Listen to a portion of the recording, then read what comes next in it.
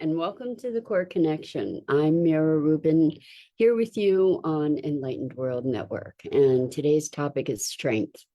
And I'm not really talking about the physical bodily strength that we normally associate with that word, but with the inner strength and fortitude that allows us to face life with courage and compassion and curiosity and love. So before we get started, let's take a minute or two to get present. Let's take a deep breath in through your nose and hold it.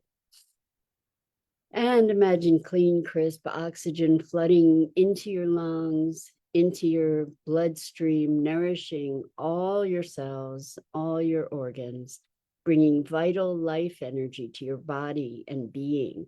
And as you exhale any tension, stress, negativity, fatigue. And now let's take another deep breath in through your nose and hold it. This time, imagine brilliant, bright light, lighting you up from the inside out, illuminating, electrifying, energizing all your cells, all your molecules, your electrons, creating this brilliant beam of light and energy from your heart out into the world. And as you exhale any remaining tension, stress, negativity, fatigue. And now let's press our palms together. Vigorously rub your hands together to feel the friction, the temperature, the pressure, all those sensations, including the tickling and tingling when you stop. Allow all those feelings, all those sensations to bring you present right here, right now, into this remarkable physical form that enables you to experience life. Welcome, welcome, welcome. Good morning. Good morning, Rosalind. Great to have you here with us this morning, and welcome to everybody else who's joining us. And today we're talking about strength. And the other word that comes to mind as I think about strength is vulnerability. Because when I think about strength, the initial impression is bracing and constricting or contracting muscles and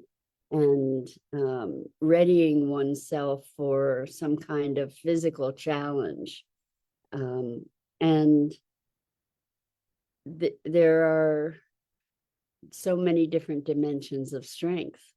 We can think of strength in terms of inner fortitude or resilience, and maybe strength of character, strength of mind. I think strength is not just a function of physical prowess. So when we think about strength of character, I think it's a really, really interesting inquiry. I was speaking with a client yesterday who was talking about good and evil and wanting to be able to be more present to, more conscious of, more integrated with their dark side. And it was very interesting to look at what does that mean to integrate your dark side. And what we came to was that the dark side, our darkness, acts as a foil, as a contrast for us to choose the light in a way. As we recognize that we have choice, that we have the opportunity to be choosing something that may not best serve our values and our greater intentions. And then we make the choice that we have a greater reverence for, that is reinforcing our strength. I'm going to say strength of character, where our darkness is almost an advisor, because without the contrast of the darkness, we don't recognize the light, right? Light and darkness exist together to define each other. And so when we're confronted by a choice about how to behave in a given situation, for instance, we could choose to go with our more base instincts, or we could choose to honor our higher instincts or our lighter instincts. And there's a strength about that,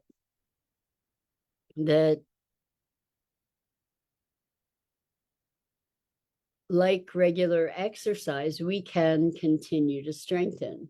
Now, I'm not saying that we need to, excuse me, I'm not saying that we need to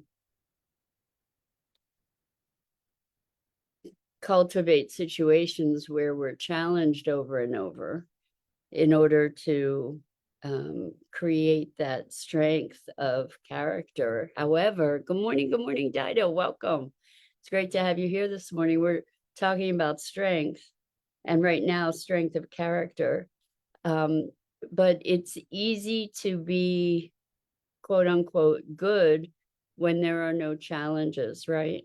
And it's when we recognize the challenges that are calling us into a darker side, that we get to really bolster our strengths in focusing toward the light. And as I'm saying that, I'm thinking about the state of the world and the wars and the atrocities that are being perpetrated by people around the world and on our planet, not just on other humans. And when we as light workers or people that are trying to propagate light fall into the darkness of the despair around that,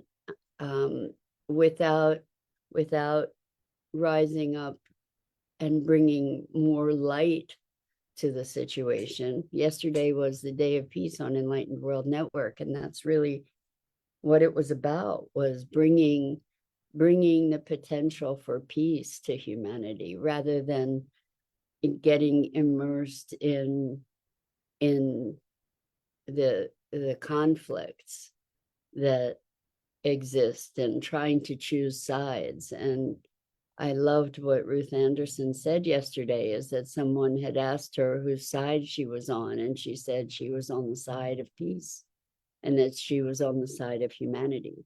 And it's when we are tested in this kind of situation as light workers, where we're tested by being drawn in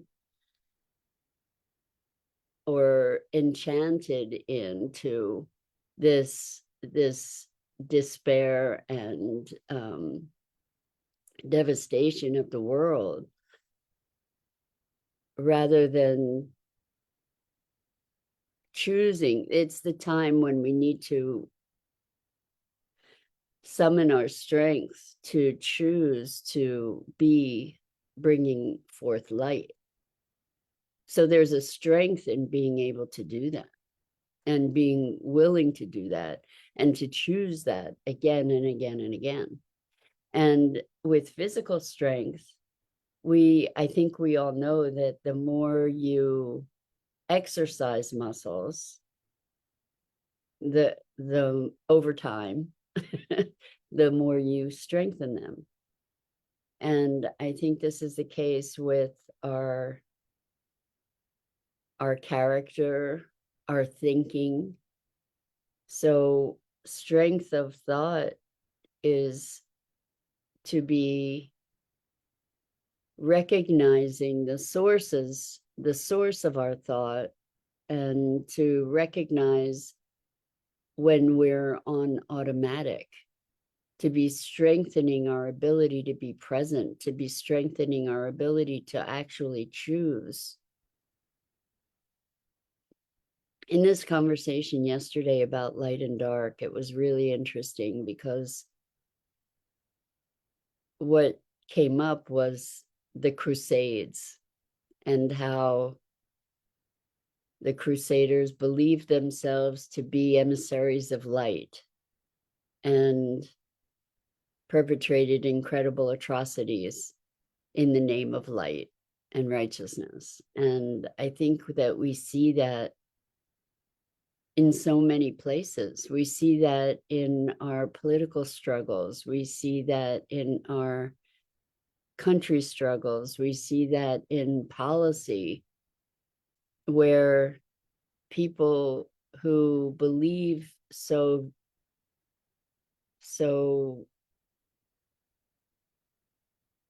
passionately in their own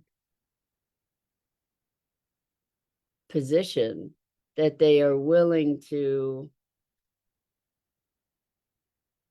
decimate others. It's a very interesting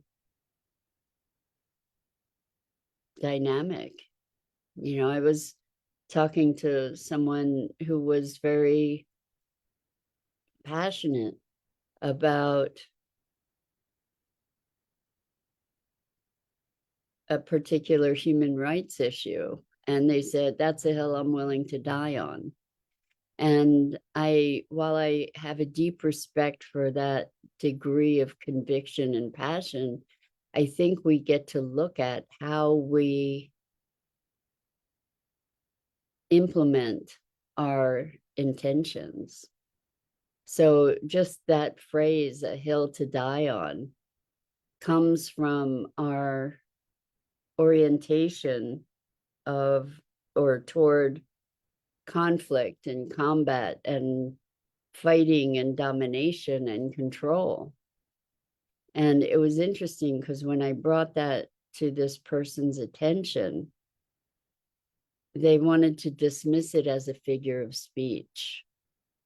And I asserted that it was really important to notice what that figure of speech implied and what the underlying beliefs, orientation, context, assumptions were. So Rosalind says, how do we give our power away? If there's something that's important to you, where are you spending your time? So two sides of that. That's really interesting, Rosalind. So how do we give our power away? One is by not being present to our authentic heart, because if we don't know how we feel about something, if we don't have an alignment with our inner compass, then it's easy to, or if we do and then we deny that alignment or we deny that truth, that's one way that we give our power away. If we make concessions that feel like a violation to our essential truth and being. Now, it's interesting that, we're talking about this as far as violating your own sense of what's true and what's right, at the same time that we're talking about this blind righteousness. And where do we draw the line between the two? I'm not certain. I think it has to do with how we are pursuing our values and our intention, and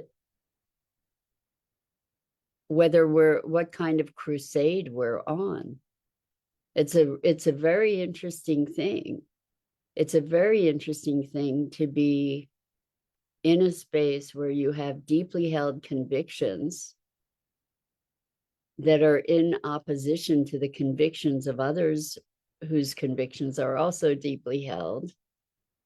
And then what? And how do we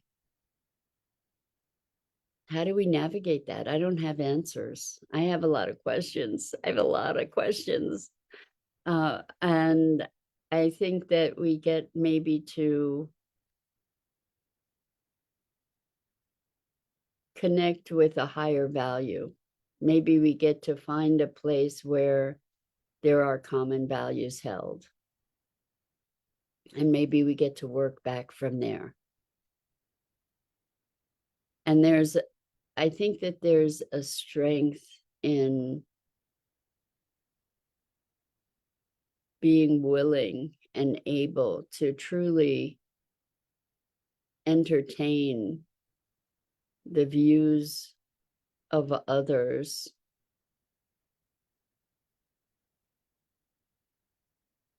with an ear toward understanding. I don't know, it gets pretty messy. What can I say? I'm not really facile with figuring out. I don't have answers about this.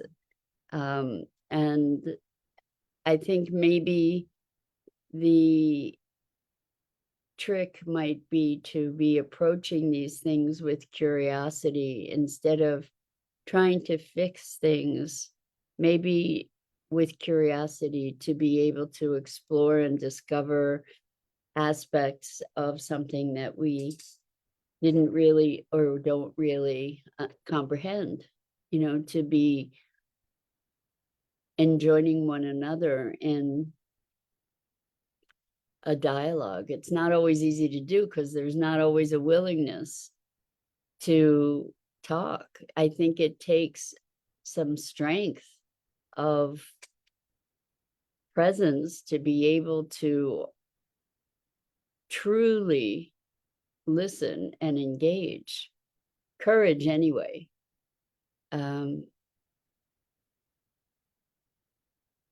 So strength, I think, our knee-jerk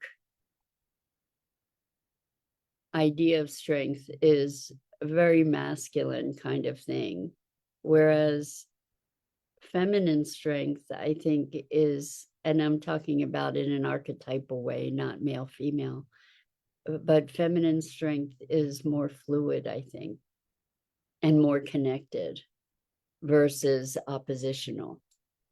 And together we're stronger kind of idea. And so Rosalind also had said, if there's something that's important to you, where are you spending your time? So strength in terms of our willingness, coming back always to being present, and what that means is really being present to listening, being present to what's there rather than all of our own programming, to be sort of clearing the visual field, to be removing the veil so that we can be as truly present as possible. Good morning, good evening, Gia. Welcome. So good to have you here with us. We're talking about strength and strength of character and strength of body, mind, and spirit, I guess. Rosalind says assertive versus aggressive. You can uphold a position, but not have to make the other person think the way you do. I like that distinction, assertive in versus aggressive. I think that line gets crossed so easily from assertive to aggressive that we project forward our fears And because we have our own sensitivities, we project outward. When there's something that we're really passionate about, it can, in defending it, we can appear quite aggressive. And that's because we're coming from a place of being threatened oftentimes, where we take someone's disagreement personally, and we out of our insecurity or whatever, our own inner dynamics, we respond in hostile ways. And until we have a willingness, and I don't know how it might come about, it's a quantum shift of consciousness, but until we have a willingness to transcend our separation, I think we'll continue to have conflict. If we can presence ourselves to our interconnectedness, it often takes tremendous strength of conviction to be willing to listen with an open heart. And the strength of conviction is that my commitment is to communication, my commitment is to connection. So it often takes a lot of strength and courage to be willing to continually relax your defense offense kind of mechanism in order to really find connection with another person. And it becomes a true conundrum when the beliefs and perspectives held by that other person are so deeply counter to your own, and are so deeply offend your sensibilities. So it's very interesting to just wonder how we might transcend our differences. So welcome. I'm thinking that your life omnipresent, unconditional love. Well, yeah. How as humans do we get to unconditional love? I think what it requires is that we find that place of connection. It's interesting. I wonder, I don't think that unconditional love means tacit acceptance of conditions. I think we get to recognize no eternal truth, unchanged, real is love. Unchanged, I'm not certain, but I'm kind of getting what you're saying is that all is love, ultimately. And everything that we experience is overlaid on that to the point where we often can't even conceive of, let alone find that essential love. And I think that the only real eternal truth is love. And presencing that is a human challenge, right? Finding the way to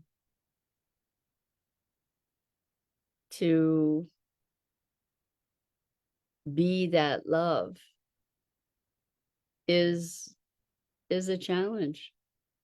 Takes strength of character, strength of being, and spirit. For me, the Rosalind says, not being as triggered, having thoughts, becoming aware of them, doesn't mean you have to agree with all of them. Yes, exactly. So recognizing our own process in the presence of conversation and potentially opening that conversation so that we can have this dynamic between each other that allows us to be human and be connecting through our human experience, and to be able to say, wow, I'm really triggered right now, I'm noticing this, and this, and to have another level of conversation in a place of responsibility for our own reactions and responses. I think that that's really rare. We get tied into a cycle of reaction, and it does take awareness, presence, to be able to step out of being at the effect of our triggers and our reactivity and our self-protection and our righteousness, all of that. So cultivating strength, Gia says, showing vulnerability is so difficult at times. For sure it is, Gia. And it's not always safe to do that. It's not always, unfortunately, it's not always smart to do that. But if we can allow our own, I think that presence is a very different kind of vulnerability, where we have an openness, we have a willingness to connect, to notice what's at play. So I'm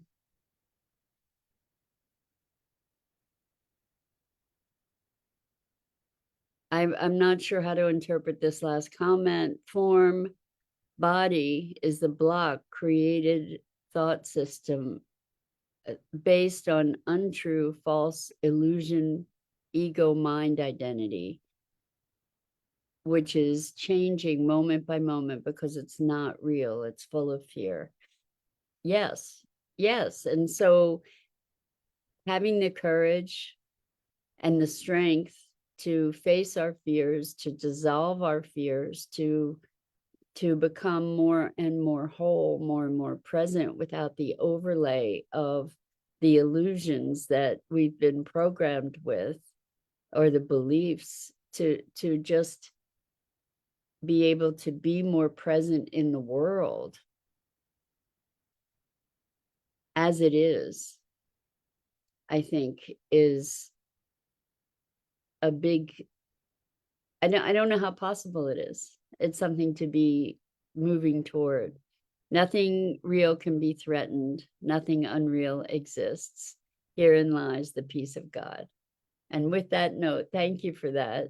With that note, we're going to wrap up for this morning. So that's it for today.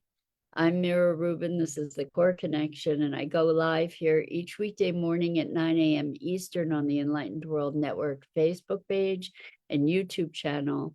And I so appreciate your willingness to engage in these conversations and these inquiries, and to be willing to be exploring with compassion and curiosity. And so I'm honored and humbled by the opportunity to engage with you all this way. So until next time, so much love to you.